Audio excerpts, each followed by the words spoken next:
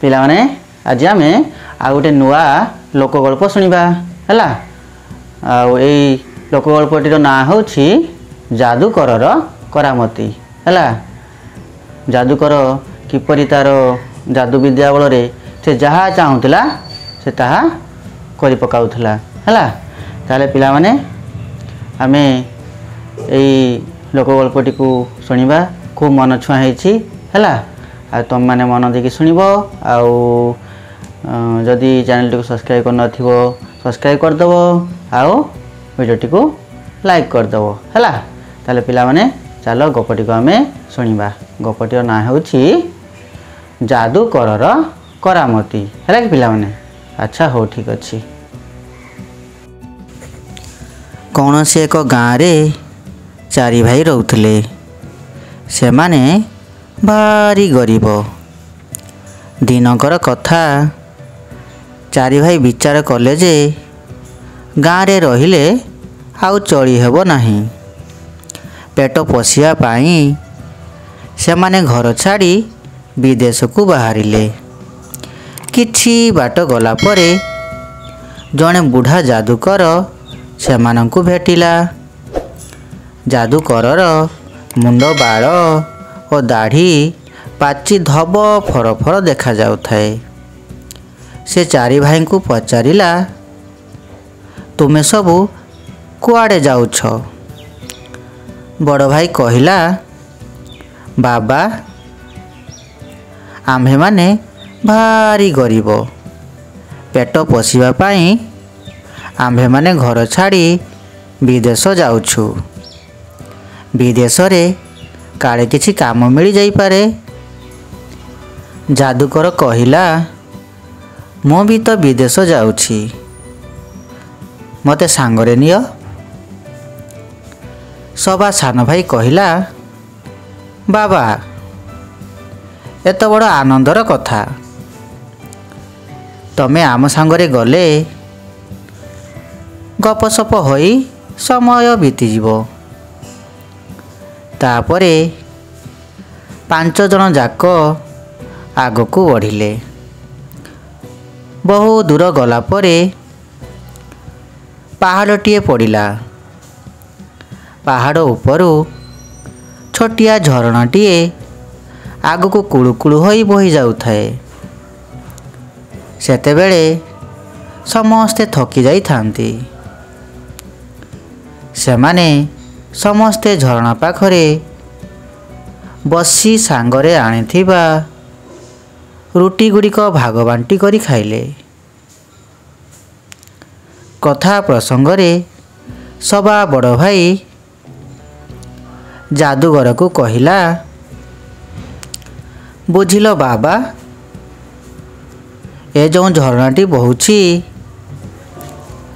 यार पानी जदि मद हो जाता आउ ए पाखरे जदि मस्त बड़ धर्मशालाटीए गढ़ी उठंता तेबे मु जे कौनसी बाटई आसिले भी ताकू रहिबाकू स्थान और मागणारे मद दियंती। जादूगर कहिला बहुत उत्तम कथा जदि तुमे चाहुच तेबे निश्चय यह संभव हेबो।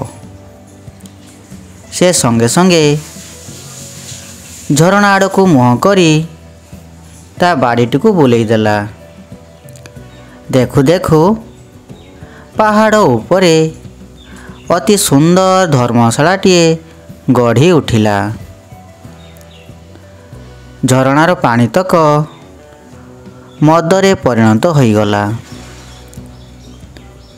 जादूकर 3 भाई को कहिला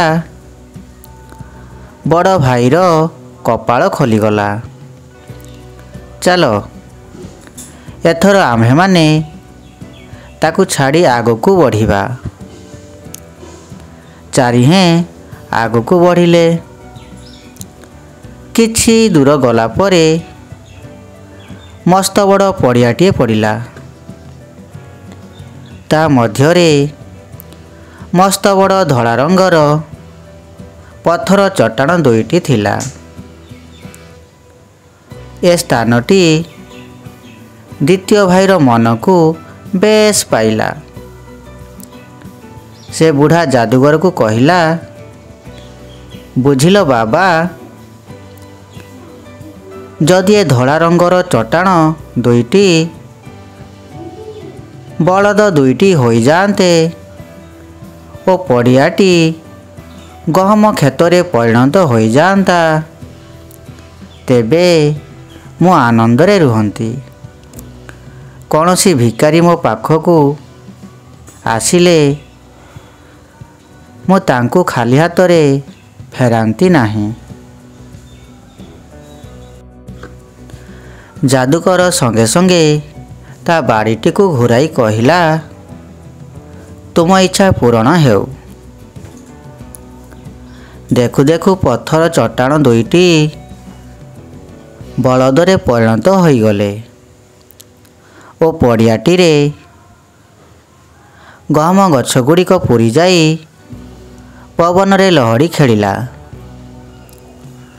ବୁଢ଼ା ଯାଦୁକର ଅନ୍ୟ ଦୁଇ ଭାଇଙ୍କୁ ସାଙ୍ଗରେ ନେଇ ଆଗକୁ ବଢ଼ିଲା। ଏଥର ତିନିହେଁ ବହୁ ଦୂର ଗଲା ପରେ ଗୋଟିଏ ପାହାଡ଼ ପଡ଼ିଲା। ପାହାଡ଼ଟିରେ ଛୋଟ ଛୋଟ କଳା ପଥର ଗୁଡ଼ିଏ ପୂରି ରହିଥାଏ। ତୃତୀୟ ଭାଇଟି କହିଲା, ବାବା, ଏ ପାହାଡ଼ରେ ଥିବା କଳା ରଙ୍ଗର ପଥର ଗୁଡ଼ିକ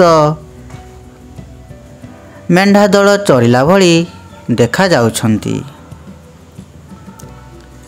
ସତରେ ଏସବୁ ଯଦି ମେଣ୍ଢା ହୋଇଯାଆନ୍ତେ, ତେବେ ମୁଁ ସେମାନଙ୍କୁ ପାଳନ କରି ଧନୀ ହୋଇଯାଆନ୍ତି। ମୋ ଘରକୁ ଝିଅ ଆସନ୍ତେ, ସେମାନଙ୍କୁ ଖାଲି କ୍ଷୀର ଦୁଧ ଖାଇବାକୁ ଦିଅନ୍ତି। ଯାଦୁଗର କହିଲା, ତେବେ ତୁମ ଇଚ୍ଛା ବି ପୂରଣ ହେବ। ସେ ସଙ୍ଗେ ସଙ୍ଗେ ତା ବାଡ଼ିଟିକୁ ବୁଲାଇ ଦେଲା। ଦେଖୁ ଦେଖୁ କଳା ରଙ୍ଗର ପଥର ଗୁଡ଼ିକ ମେଣ୍ଢା ପାଲଟି ଗଲେ ଓ ମେ ମା ରଡ଼ି ଛାଡ଼ିଲେ। ତୃତୀୟ ଭାଇର ମନ ଆନନ୍ଦରେ ପୂରି ଉଠିଲା। ଯାଦୁକର ସବା ସାନ ଭାଇ ସାଙ୍ଗରେ ଆଗକୁ ବଢ଼ି ଯାଉ ଯାଉ ଗୋଟିଏ ସହରରେ ପହଞ୍ଚିଲେ। ସେ ସହରରେ ଜଣେ ଧନୀ ବ୍ୟକ୍ତି ତା ପୁଅକୁ ବଡ଼ ଜାକଜମକରେ ବିବାହ କରୁଥାଏ।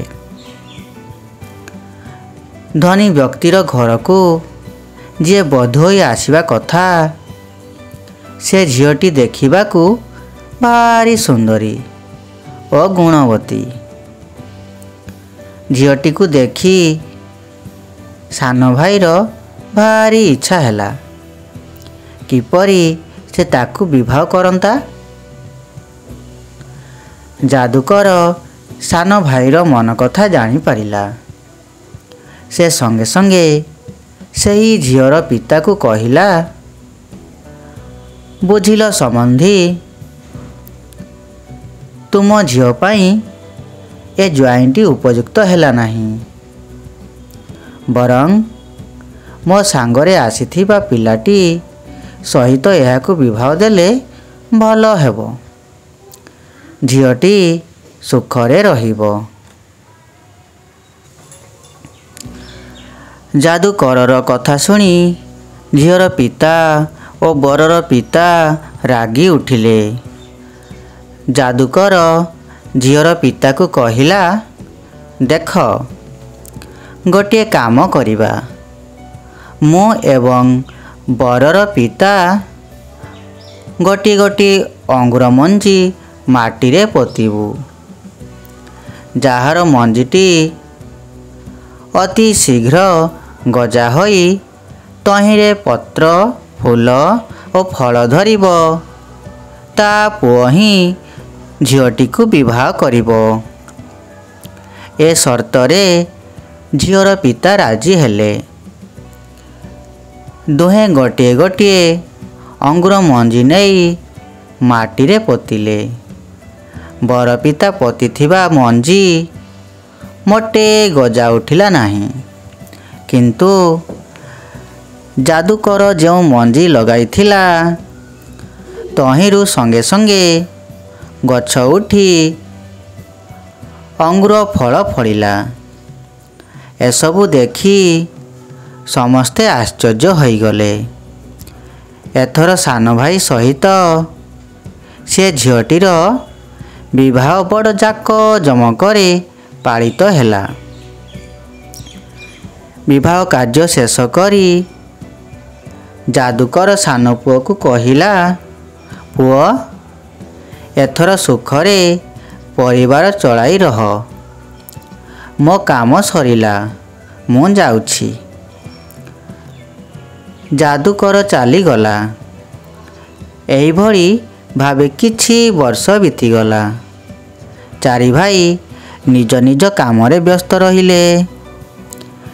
ଦିନକର ଚାରି ଭାଇଙ୍କ ସହିତ ଦେଖା କରିବାକୁ ଯାଦୁକରର ଭାରି ଇଚ୍ଛା ହେଲା। ପ୍ରଥମେ ସେ ସବା ବଡ଼ ଭାଇର ଧର୍ମଶାଳା ପାଖରେ ପହଞ୍ଚି ତାକୁ କହିଲା, ବାପ, ମୁଁ ବହୁ ଦୂରରୁ ଖାଲି ପାଦରେ ଚାଲିକରି ଆସିଛି। ମୋତେ ଭାରି ଭୋକ ହେଉଛି। ତୁମେ ଆଜି ରାତିକ ମୋତେ ଏଠି ରହିବାକୁ ଦିଅ ଓ ମଦ ଗ୍ଲାସଟିଏ ଦିଅ। ତୁମର ଭାରି ଧର୍ମ ହେବ। ଯାଦୁକରକୁ ବଡ଼ ଭାଇ ଚିହ୍ନି ପାରିଲା ନାହିଁ। ସେ ତା ଉପରେ ରାଗିଯାଇ କହିଲା, ଯେତେ ସବୁ ଭିକାରୀ ଏଠିକି ଆସୁଛନ୍ତି, ସତେ ଯେମିତି ଏଠି ସେମାନଙ୍କର ବାପ ଅର୍ଜିତ ସମ୍ପତ୍ତି ରହିଛି। ଭଲ ଗତି ଅଛି ଯଦି ତୁ ଏଠୁ ଦୂରକୁ ଚାଲିଯା, ଅନ୍ୟଥା ଧକ୍କା ଦେଇ ବାହାର କରିଦେବି। ବଡ଼ ଭାଇର କର୍କଶ କଥା ଶୁଣି ଯାଦୁକରର ମନ ଦୁଃଖରେ ଭରିଗଲା। ସେ ତା ବାଡ଼ିଟିକୁ ପୁଣି ଥରେ ଘୁରାଇ ଦେଲା। ବାଡ଼ି ବୁଲାଇବାରୁ ଧର୍ମଶାଳାର ବିରାଟ କୋଠା ସେଇଠୁ ଉଭେଇଗଲା। ଯେଉଁ ଝରଣାର ପାଣି ମଦ ହୋଇ ଯାଇଥିଲା ତାହା ବି ପାଣି ହୋଇଗଲା। ବଡ଼ ଭାଇ ସଙ୍ଗେ ସଙ୍ଗେ ପୂର୍ବ କଥା ମନେ ପକାଇ ଯାଦୁକର ବୁଢ଼ାର ପାଦ ତଳେ ପଡ଼ିଗଲା। ଯାଦୁକର କିନ୍ତୁ ତା କଥା ଶୁଣିଲା ନାହିଁ। ସେ ସେହି ସ୍ଥାନ ଛାଡ଼ି ଦ୍ୱିତୀୟ ଭାଇ ଯେଉଁଠି ଥିଲା ସେ ସ୍ଥାନକୁ ଆଗେଇଲା। ବହୁ ବାଟ ଚାଲି ଚାଲି ଯାଦୁକର ଦ୍ୱିତୀୟ ଭାଇର ଖଳା ପାଖରେ ପହଞ୍ଚିଲା। ଦ୍ୱିତୀୟ ଭାଇ ସେତେବେଳକୁ ହଳିଆମାନଙ୍କ ଦ୍ୱାରା ଗହମ କଟାଉଥାଏ।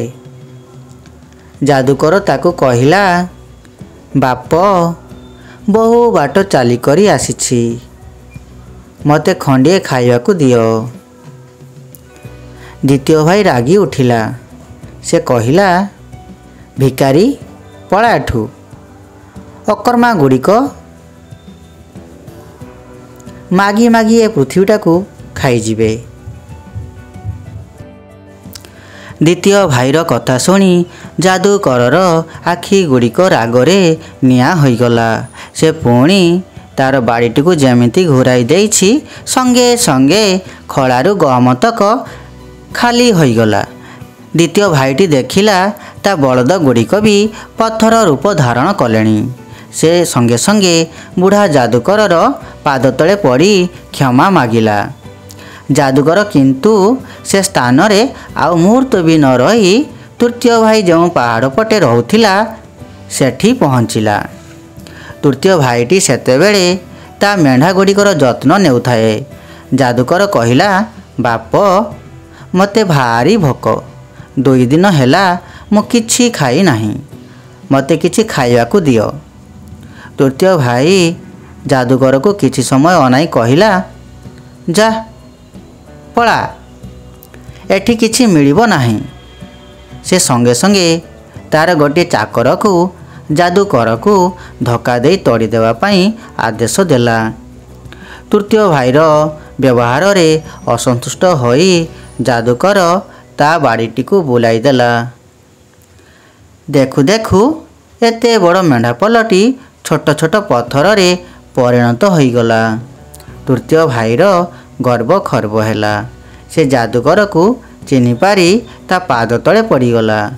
ଯାଦୁକର କିନ୍ତୁ ତାର କୌଣସି କଥା ନ ଶୁଣି ସବା ସାନ ଭାଇ ସହିତ ସାକ୍ଷାତ କରିବା ପାଇଁ ଆଗକୁ ବଢ଼ିଲା। 2-4 ଦିନ ପରେ ଯାଦୁକର ସବା ସାନ ଭାଇ କୁଡ଼ିଆ ପାଖରେ ପହଞ୍ଚିଲା। କୁଡ଼ିଆରେ ସେତେବେଳେ ସାନ ଭାଇ ନଥିଲା। ସାନ ଭାଇର ସ୍ତ୍ରୀ ଓ 4ଟି ପିଲା କୁଡ଼ିଆ ଭିତରେ ଥିଲେ। ଯାଦୁକରକୁ ଦେଖି ସାନ ଭାଇର ସ୍ତ୍ରୀ ବହୁ ଆଦର କଲା। ଯାଦୁକରକୁ ବହୁତ ଭୋକ ହେଉଥିଲା। ସେ ଖାଇବାକୁ ମାଗିଲା। ଘରେ କିନ୍ତୁ ସେତେବେଳେ କୌଣସି ଖାଇବା ଦରବ ନଥିଲା। ସାନ ଭାଇର ସ୍ତ୍ରୀ କହିଲା, ବାବା, ଘରେ ତ କିଛି ନାହିଁ, ତୁମେ ଟିକିଏ ଅପେକ୍ଷା କର।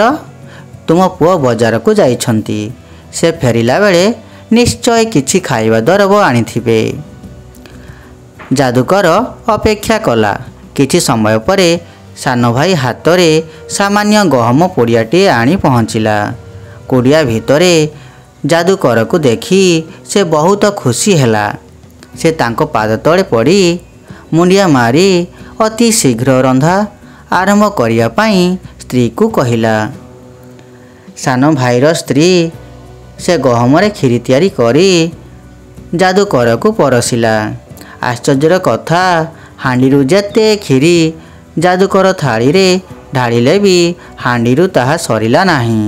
ସେ ଖାଇବା ପରେ ସାନ ପୁଅ ତାଙ୍କ ପାଇଁ ବିଛଣା ସଜାଡ଼ି ଦେଲା। ଯାଦୁକର ବିଶ୍ରାମ କଲା। ଏବେ ସାନ ପୁଅ, ତା ସ୍ତ୍ରୀ ଓ ପିଲାମାନେ ହାଣ୍ଡିରେ ବଳିଥିବା କ୍ଷୀରିତକ ଖାଇଲେ। ସେମାନେ ଯେତେ ଖାଇଲେ ବି ହାଣ୍ଡିରୁ ତାହା ସରୁ ନଥାଏ। ସେ ଭାରି ସୁଆଦିଆ ଲାଗୁଥାଏ। ଖାଇ ପିଇ ସାରି ସାନ ଭାଇ ଓ ତା ପରିବାରର ସମସ୍ତେ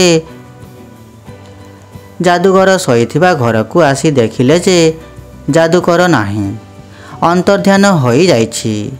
ସେମାନେ ଏଣେ ତେଣେ ବହୁତ ଖୋଜିଲେ, କିନ୍ତୁ ଯାଦୁକରକୁ ପାଇଲେ ନାହିଁ। ତାପରେ ବିଛଣାଟିକୁ ସେମାନେ ଯେମିତି ଗୋଟାଇ ଦେଇଛନ୍ତି, ତା ଉପରୁ ଖାଲି ସୁନାର ମୋହରମାଣ ଝଣଝଣ ହୋଇ ଖସି ପଡ଼ିଲା। ସାନ ଭାଇ, ତା ସ୍ତ୍ରୀ ଓ ପିଲାଛୁଆ ଭାରି ଖୁସି ହୋଇଗଲେ। ଦେଖୁ ଦେଖୁ କେଇଟି ଦିନ ଭିତରେ ସାନ ଭାଇର କୁଡ଼ିଆ ଘର କୋଠା ଘରରେ ପରିଣତ ହୋଇଗଲା। ଏଣିକି ସେମାନେ ସୁଖରେ ଚଳିଲେ। ହେଲା କି ପିଲାମାନେ? ତାହେଲେ ଏଇ ଗପଟି ତୁମକୁ ନିଶ୍ଚୟ ଭଲ ଲାଗିଥିବ। ଆଚ୍ଛା, ହଉ, ଠିକ୍ ଅଛି। ତାହେଲେ ପିଲାମାନେ, ଆଜି ପାଇଁ ଏତିକି ରହିଲି। ମୁଁ ତୁମମାନଙ୍କ ପାଇଁ ଆହୁରି ନୂଆ ନୂଆ ଗପ ନେଇ ଆସିବି। ହେଲା କି ପିଲାମାନେ? ଆଚ୍ଛା, ହଉ, ଠିକ୍ ଅଛି।